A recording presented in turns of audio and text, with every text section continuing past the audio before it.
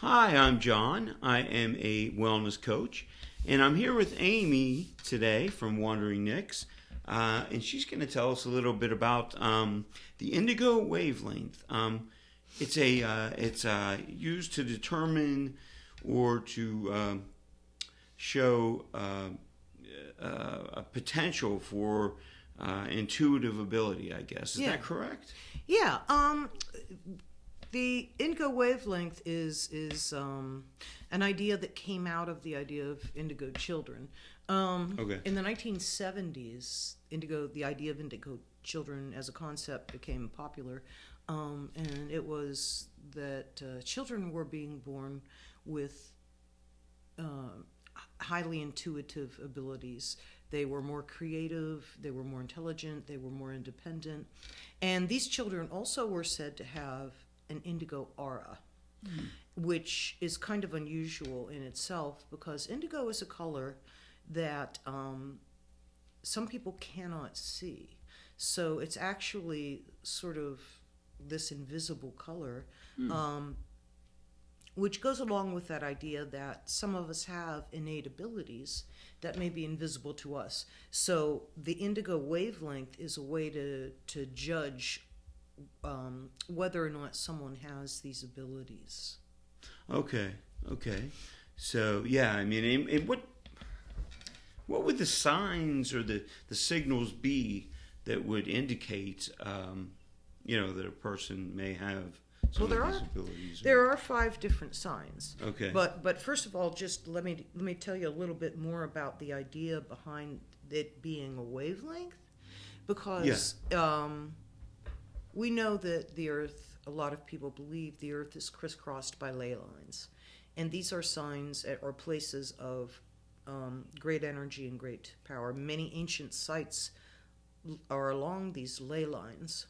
And the thought is that there are also kind of ley lines between people, that those of us who are on the indigo wavelength can sense, can feel, can know when we are in the company of others who are also on the same wavelength. Okay. So there are 5 different signs, and there are the signs of the palm, of the air, signs of dreams, signs of the empath, and the signs of the divine. Okay. And what we're trying to push for is for folks to pay attention and see if they have got any of these signs. Okay. So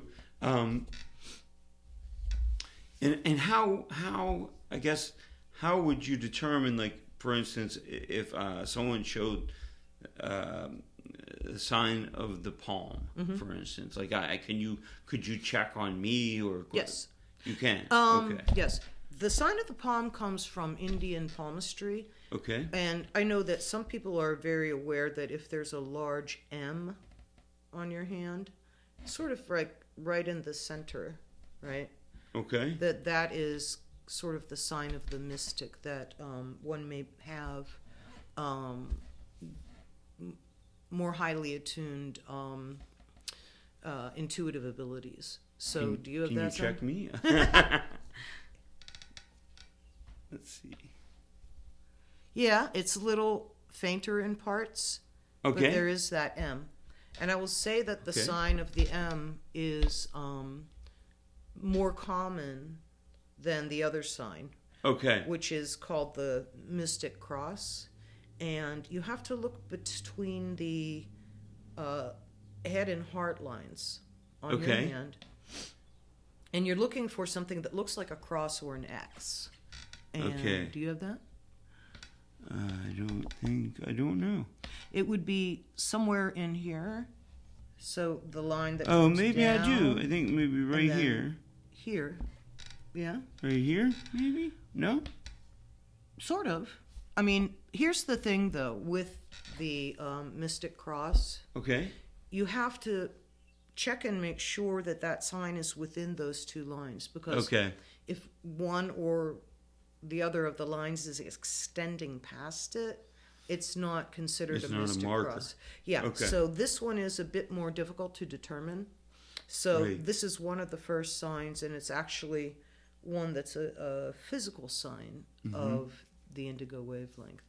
So some of us may have the M, some of us may have the Mystic Cross. Okay. Some may have both. Right. So, what about can you tell us a little bit about like the next one? Like, I guess it's the sign of the air. What would that be? What would that entail, and how would you check for that? In the world of intuitives and psychics, right, we have the clairs, and folks may be familiar with some of the clairs. Some people say there are 4 of them. Some people say there may be up to as many as 8 clairs. But we have clairvoyance, the ability, and that prefix clair means clear. So clairvoyance is that ability to see into the future, to see things that perhaps others don't. Clearly see, clairvoyant. Yes. And then we have clairaudience, which is people who are attuned to hearing things that others perhaps do not hear. We also have clairsentience, which is when one is able to feel. Some people may have the experience of walking into a room or a place and feel like something's off. Yes. A little bit. Yeah. That's clairsentience. And then we also have claircognizance, which is clear knowing, just simply knowing. And this is someone who is highly, highly attuned to their intuitive abilities. They know things. So right now, the way we are thinking about indigo wavelength, we are looking at those 4 clairs. Okay. So does someone possess one of those 4 clairs? Okay, I got you. That's part of what we're looking at. Mm-hmm. So, and then of course the next one, then the dreams. I guess that would have to do with writing down what you dream about, or how would that work then? Keeping a dream journal is always a really good idea. But the sign of the dreams is a little more specific. Does someone possess the ability to dream lucidly? Okay. Because when we think about dreaming, that's sort of entering another level of consciousness. Mm-hmm. If you are able to control what is happening on that level of consciousness, that's definitely one of the signs. So the ability to dream lucidly, also to have portentous dreams. If you've dreamed of something that later came true, that's certainly part of it. And even folks who may have expressly vivid dreams, where they are able to recall a high amount of detail from their dreams, could be considered a sign of the dreams, because, as we've said, that is kind of a different realm when you are dreaming. All of us have felt that sense. And so dreaming lucidly, dreaming extraordinarily vividly, or having some kind of dream that foretells something that then happens. Yeah, I mean, I know that I've had dreams where it's felt real, and I woke up and it felt so real that when I woke up I was disoriented. Disoriented. So yeah, I can understand that. What about we're just going through these? I guess the next one was empath, which is kind of a feeling other people's pain or their their feelings. To be an empath is not just to pick up on vibes, right? Okay. To be an empath is when you are actually feeling what the other person is feeling. Like, it is, if someone is in a highly emotional state, you will also become that highly emotional state. You will feel it as well. Right. If someone is feeling pain, you will be feeling that pain. So I think that word empath gets tossed around super loosely. Right. And people say, oh, I'm an empath. But picking up on vibes of something and actually feeling that is a very different thing. Sure. Someone who is, for example, indigo children are supposed to have had a high sense of moral justice and social justice. And that goes along with being an empath, because you are able to feel someone else's pain. It makes one more aware of injustices and injuries that folks may have gone through or felt. Right. Okay, I got you. And then the kind of the last part, and it's in two parts, I guess, is it says it's the divine. Yes. Divine part one, and then part two.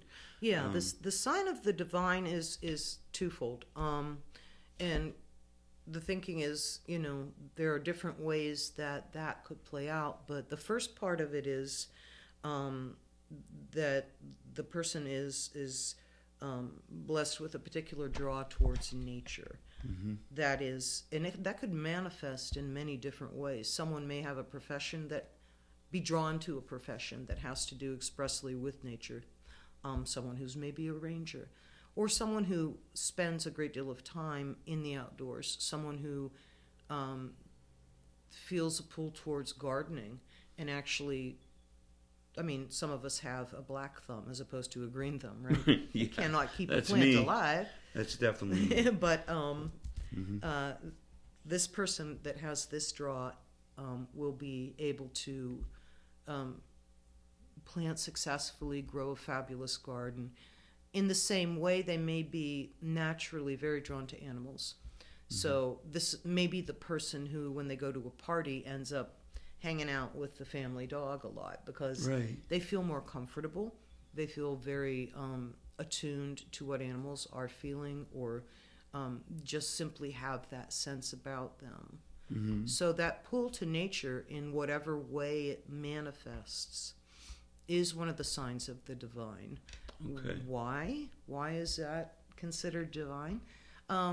Because in a lot of religions, and especially more pagan religions, Wicca, etc., and a lot of very ancient traditions, the nature is seen as a sacred place.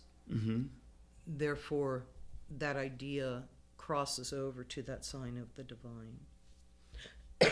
So, like, you're talking about like Wiccan religion.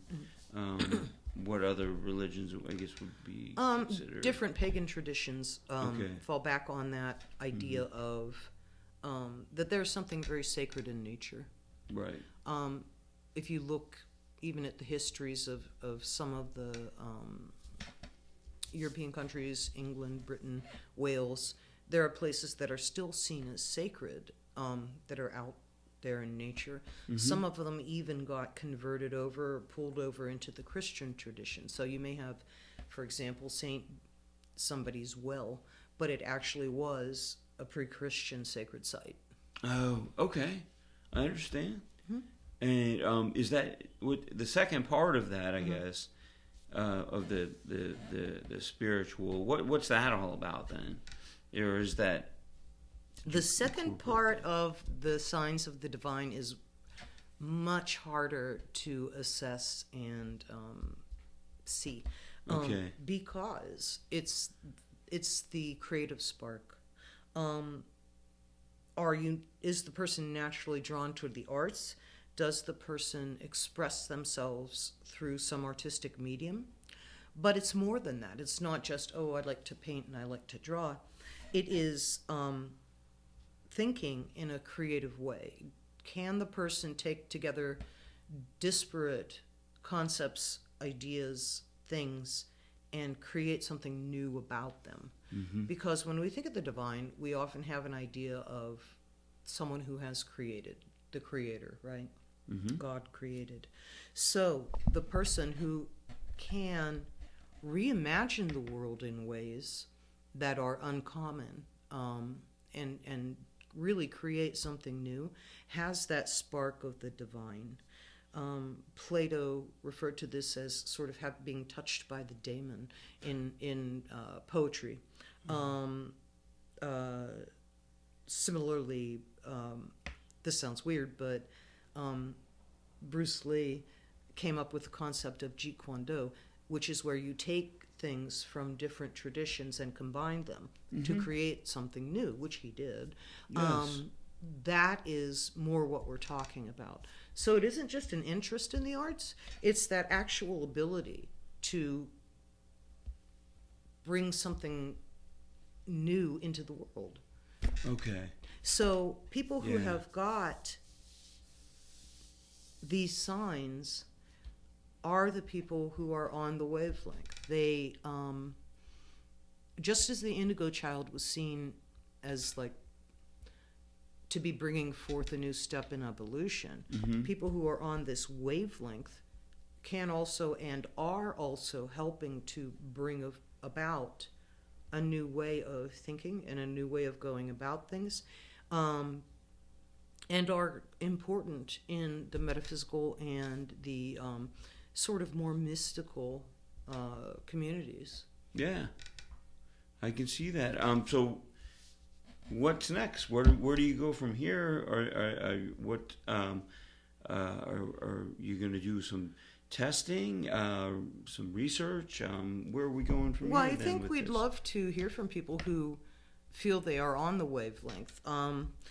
And what we'd love to do is kind of create a network of indigo wavelength folks who can discuss this, who can talk about next steps, what could be something that is more proactive to do rather than just think, okay, I am maybe special in some way. Well, that's great. That's wonderful. But what are you going to do with that? Right, right. So how can, if someone is interested and they see this and they're interested in getting involved and being tested and where can they go? Where can they find you? Well, people can contact us at wanderingnyx.com. You could also, drop a comment. We are also on TikTok as Wandering Nyx. We're on Facebook as Wandering Nyx. We do have a physical shop, but we may in the future sort of try to do something more solidify how people could go through the different signs and see for themselves if they fit into the wavelength. So wanderingnyx.com is one way to reach us. Yeah. That sounds like a very good way. And in the Facebook, too, you said Facebook, that it's Wandering Nyx. You just on type Facebook, that in, and it'll pull your Facebook page right up, and they can message you, I guess, and give you a follow. Anyway, but Amy, I want to thank you so much for joining me today. I'm glad that you were asking about this. I know that your primary job is as a candle maker. And you kind of got thrown into the whole metaphysical world, right? So yeah, I'm taking baby steps in this thing, but I'm learning as I go, and you've been a huge help, and thank you for teaching me about the indigo wavelength. And we'll have to check you and see if you're on it. Absolutely. Thank you very much. All right. Bye-bye. Bye.